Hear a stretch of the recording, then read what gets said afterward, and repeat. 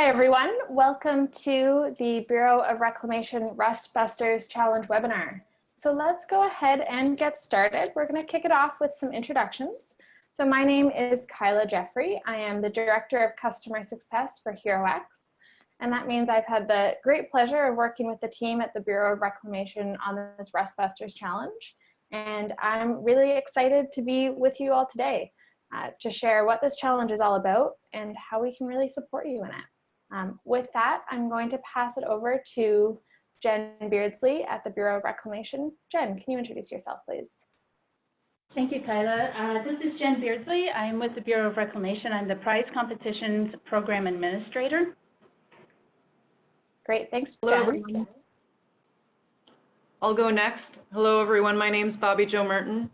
I also work at the Bureau of Reclamation in the Technical Service Center, and I help to coordinate the water infrastructure reclamation prize competitions. Hello everyone, I'm Chrissy Henderson. I'm also with the Bureau of Reclamation in Denver, and I am the team lead for this prize competition. Great, thank you so much. All right, so during this webinar, you might have some questions that come up as we go through some of this kind of preliminary information, and then during the Q&A session as well. You'll see at the bottom of your screen that there's a Q&A box. Please put any questions that you have into this question and answer box as we go. There's also a chat, but we do ask you try and put your questions in the Q&A box just to make sure we don't miss any. Like I said, there's also a chat, so feel free to jump in there, talk to your fellow attendees and to the panelists, but please get your questions into that Q&A box. So for our agenda today, I'm going to pass it over to the team at Reclamation, who's going to do an overview of the challenge, talk about why this is so important to them, why the problem hasn't been solved before, and talk a little bit about what they're looking for.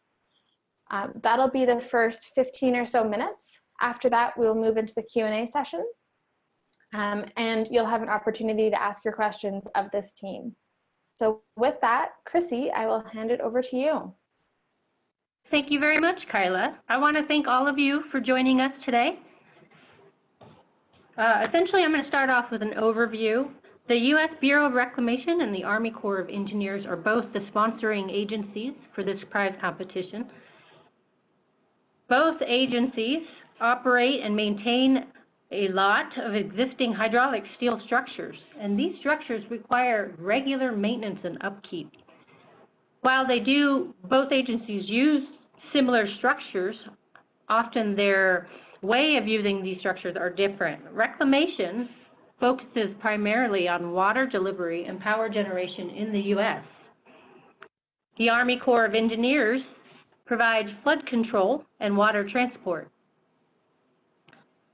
Currently, when we use corrosion mitigation methods, we typically use protective coatings and cathodic protection.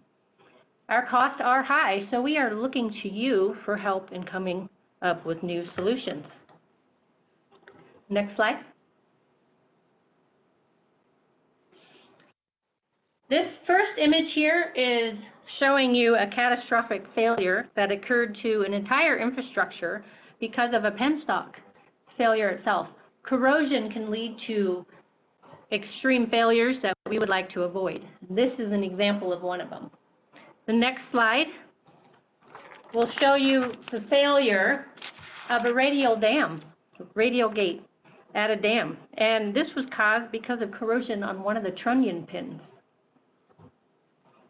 As you can see, we often would like to avoid these type of failures, and so that is where your help comes into play. Next slide. The goal of this competition is to find new approaches for corrosion control that can be applied to existing structures on site. We can't take apart our structures and deliver them to the factory to have any mitigative solution applied, so it is critical that it's done on site. We also are looking at advancing existing technologies to significantly improve our service life, reduce our costs, or improve our performance range. Next slide.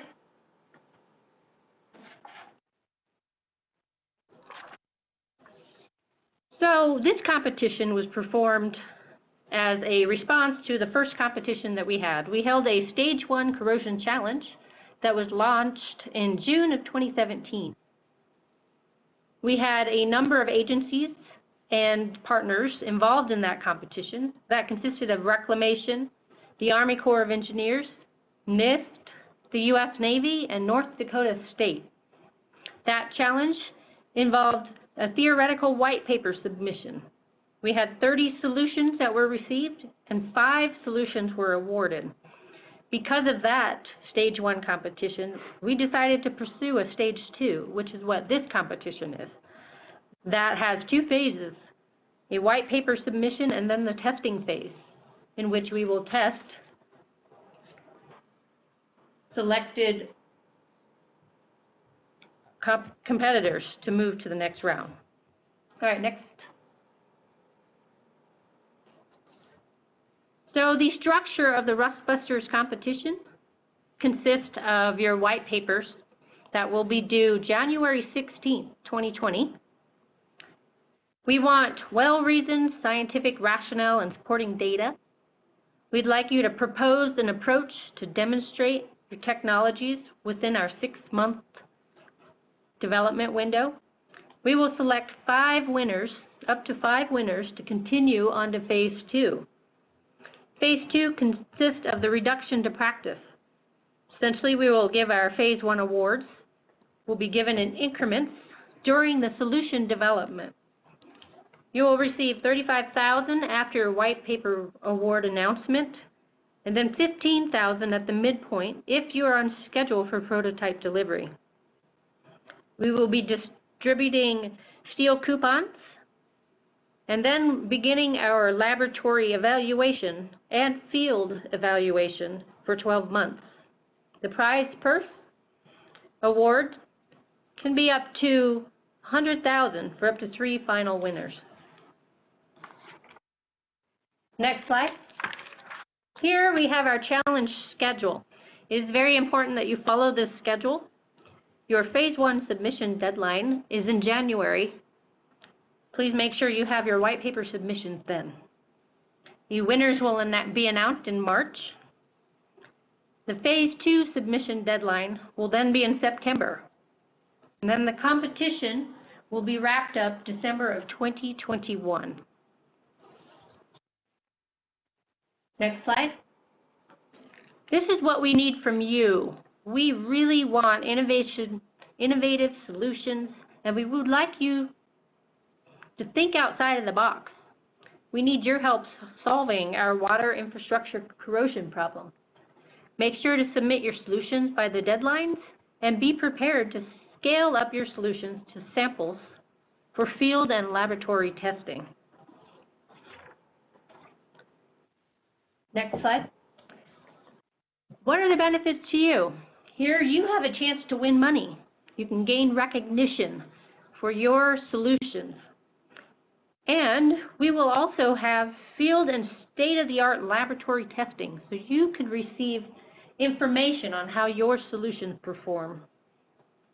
And with that, I will hand it back to Kyla. Great. Thank you so much, Chrissy. I really appreciate that. So if you had any questions that came to you while Chrissy was talking, please do put them in that Q&A box. Right now, I'm going to share my screen and just walk you through the challenge page on HeroX so that you know where all the critical pieces of information are. After that, we'll jump right into the question and answer. So this is the challenge page on HeroX. I'm assuming everyone on the call has been here and seen this before. I'd like to highlight a few pieces. The first are these guidelines. We spent a lot of time working with the team at Reclamation on what the challenge guidelines look like. What are the judging criteria that you need to be successful? What are the minimum requirements for your solution? If you're wondering, kind of have any questions, this is the first place to come. And I highly recommend that you read them in detail and you refresh your memory on them every once in a while. So please do go through here. There's a Phase 1 evaluation rubric you can also click onto and see more information about how you'll be evaluated for this first phase. In addition to the challenge guidelines, You'll also see the timeline. So if you ever need to know where we are in the challenge and what's coming next, you can come right on here. As Chrissy said, the first deadline is coming up rather quickly on January 16th. We have a forum. So if you do have any questions following this webinar, the forum will be the place to go. And the final section I want to show you is this community section. A lot of times you may be looking for someone to collaborate with, someone who's got some complementary expertise to you. If you click on this team matching button, you can actually see people that are looking to collaborate and join up with them. So I highly recommend doing that if you're looking to expand out your team. If you haven't already, please make sure you click this Accept Challenge button, which will take you to the challenge-specific agreement. This has all the terms and conditions of the challenge, which you'll need to accept before you're fully registered. Again, you'll have another opportunity to join a team, and if not, you'll just come right back to this page. The submission form you can find underneath this Begin Entry button, which we now see since you're registered. And you can see all of the details that we're asking for in your submission. So again, I highly recommend that you open this up and you take a look at what those questions are that we're going to be asking you to complete. All right, and with that, I'm going to now start our Q&A session. So my first question is how and when will you choose participants for the pilot project?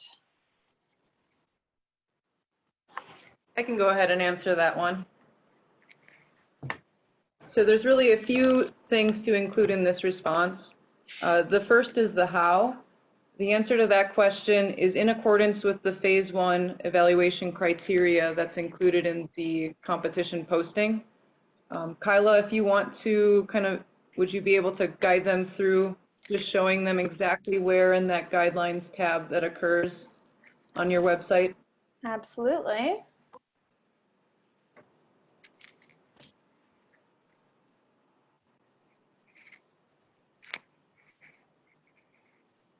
So you'll see the details here on phase 1. The evaluation panel will review all phase 1 submissions and select up to 5 that will be entering phase 2.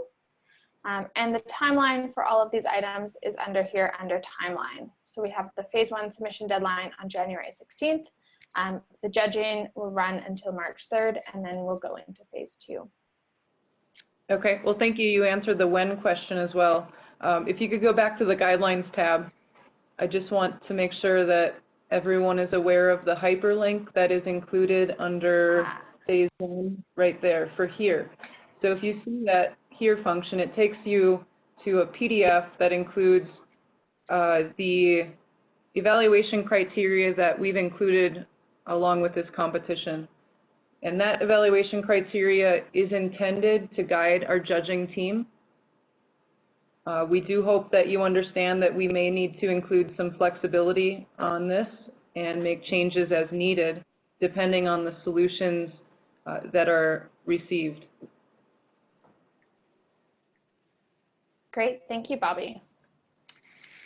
All right, my next question is the focus of the challenge on paints that extend the life of infrastructure, or can the solution be something else?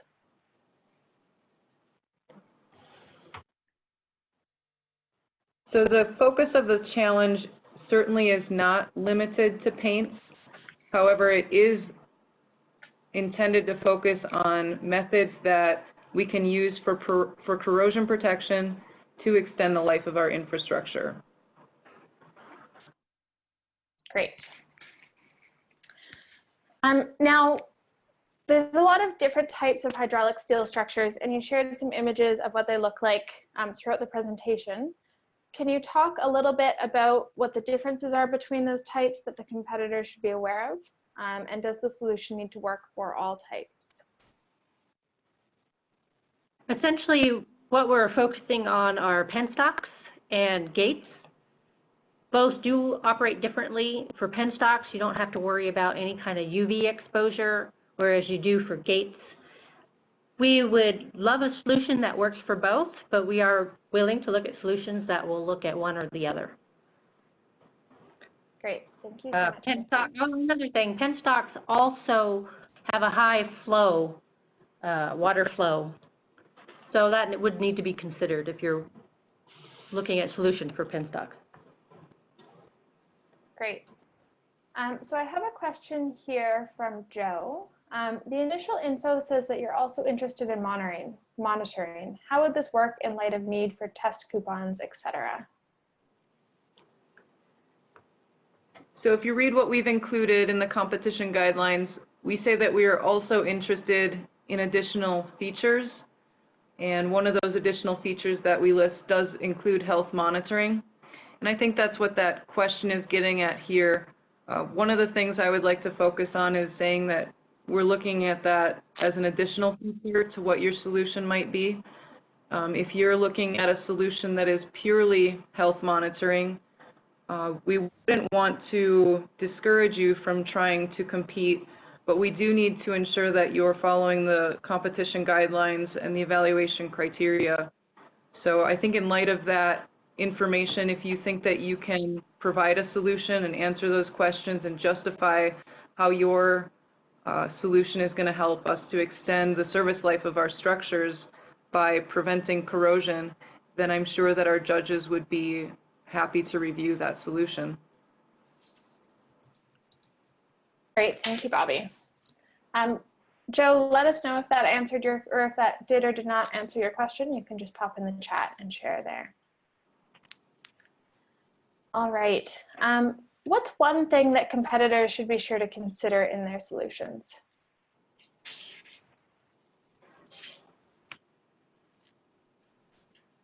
So certainly we're looking for innovation through this competition. That being said, we're also looking for solutions that can convince us that they are on the development track and that they can meet our 6-month development timeline so that we can evaluate a prototype. So we recognize that that is sort of a big ask and that it might require people to be focusing on solutions that already have some time put into them, perhaps, for many of the cases.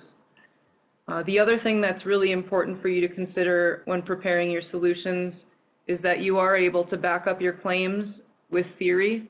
This is really the justification that you're using to help convince our judging team that your solution is worth selecting for an award and moving on to phase 2. And then with that, in your explanation of your solution, we would certainly need you to clearly identify your path forward to development. That again will help the judging team to be clear on the fact that you will be able to meet that phase 2 deadline with the 6-month development period.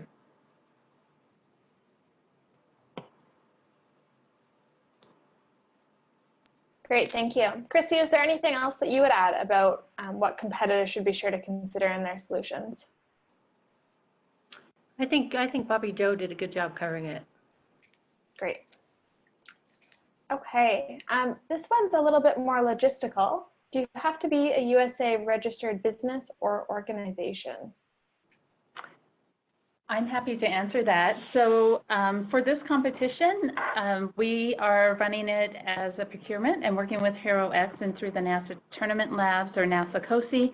It is open internationally, and it's not a requirement that you're a U.S. resident or a U.S. citizen. Great, thank you, Jen. Okay. Can you please share more about how the test coupons will be tested in the laboratory and in the field? You'll essentially be receiving steel test coupons from us. We will have enough for you to practice with, and then you will return a designated amount that we specify back to us for our lab and field testing. We do have a draft list of test requirements. And once we see what the solutions will be, we will review this list again. This is primarily to account for any solutions that may not fit the standard list that we have drafted. So just be aware that that can change. Great, thank you. Okay. So one of your evaluation criteria is novelty. Do you have a preference for safer incremental innovation versus kind of riskier step change?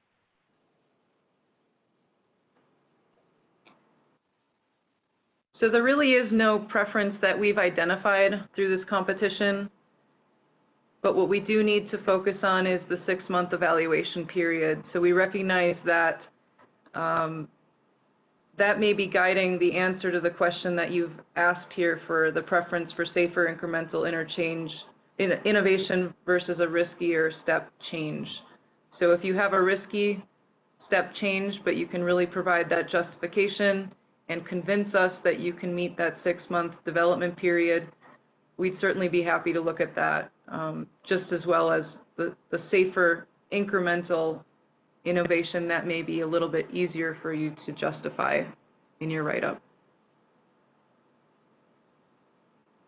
Great, thank you, Bobby. Okay, the next question. On your guidelines page, you mentioned a target cost of $50 per square foot. Can you give any more information about how you decided on that figure?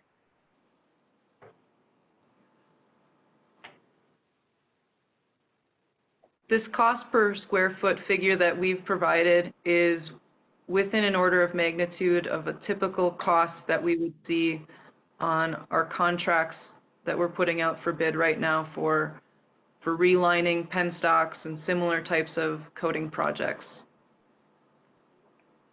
So in summary, it's really based on past experience with our construction costs. Great. So here's another question. So I missed the opening part of the presentation. Are specific problem sets being presented to the participants for consideration for their solution? Kyla, I think I'm having just a little bit of a hard time interpreting the intention behind this question. John, I'm wondering if you can try to help clarify just a little bit for us, or Kyla or anyone else, are you feeling like you have a little bit better grasp of that? So John, please jump in with another question if you can clarify it. I can see two problem sets potentially. So we've been talking about the gates and the penstocks, which are two different types of hydraulic steel structures with different requirements. So for example, gates are exposed to UV at some times of the day, but not always. So that could be two different problem sets. So John says, trying to connect with details of the failure modes that need to be corrected.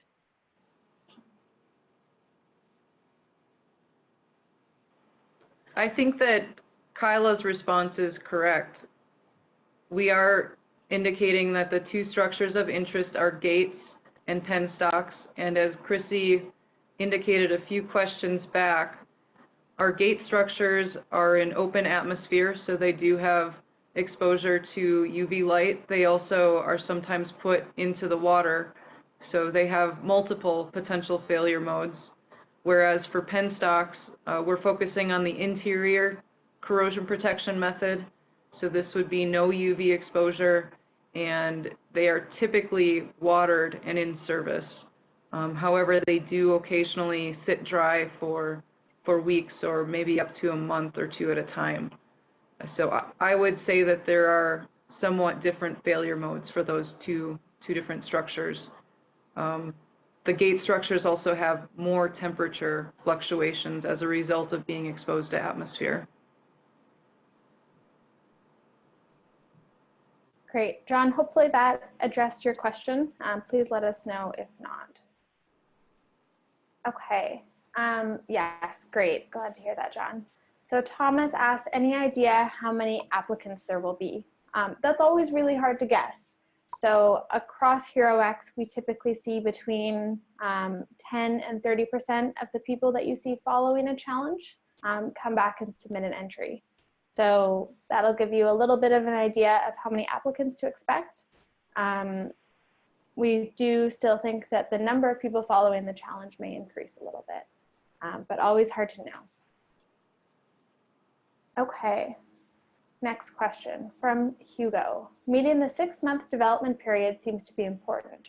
Do you have a timeline in mind for large-scale implementation in a real-world environment? Some solutions may take longer than others to achieve commercial scale. I think that's a great question. One of the things that we've needed to focus on for this competition is to be able to establish a competition that all of you could compete in. So in doing that, we thought that a 6-month development period would be somewhat competitive, but also meeting our schedule for what we're looking at in this competition. Basically for that phase 2 of our competition to be successful. And then as you see in our schedule, we intend to do a 1-year evaluation period. We feel that that's a pretty useful amount of time to get some good information and some good data on the solutions that we're evaluating. But as you're indicating, that's not quite going to be the point where we're looking at large-scale implementation. So having not crossed that bridge yet, we would certainly be looking at an additional number of years, I would think, before you could see large-scale implementation. We do see some smaller-scale implementations that could occur in the follow-up years, and then we would probably look into those evaluations for subsequent years to consider that large-scale implementation that you're speaking of here. And I suppose we could define what we might mean by a large-scale implementation. So for our purposes, that might be finding a gate structure that needs to be recoded, and then we would apply whatever the new corrosion protection method is to that gate structure. The approximate magnitude of the square footage that we might be protecting in a structure like that is probably on the order of a few thousand square feet, maybe up to about 10,000 square feet. Great, thank you. Okay, my next question. Would replacement of structures with alternative materials that are not subject to rust be appropriate for this competition, or are you only looking for coatings? Well, right now I do want to address that our hydraulic steel structures, it would not be feasible to change them out, so we are not looking at alternative materials to replace those structures per se. I'm assuming that was kind of what the question was asking there. I do want to make it clear that coatings are not the only thing we're looking for. We would like as many innovative solutions out there. We don't want it to be limited to just coatings. So please submit ideas that are outside of that range, that are not just specific to coatings technology. If I could expand on the answer for this one, it kind of wraps back to the very initial introductory slide that we had in our presentation. This competition is really focusing on the American investment that we already have in our water infrastructure. This is many, many, many billions of dollars that we have existing in place that are critical to the sustained populations of a lot of our communities, certainly in the Western United States. The Army Corps of Engineers structures also protect people in the flood control that they provide, and they are certainly really committing to commerce in the United States as well. So for that reason, the competition really has to focus on that investment that we already have. And in a lot of cases, we've looked at the cost of replacing some of those investments, and it truly is cost limiting to try to replace them with alternative materials. Great, thank you, Bobby. Okay, so that is all the questions that we had submitted ahead of time and that have come in so far on this webinar. I'll give everyone another moment or two. If there's anything stewing that you'd like to ask, please do.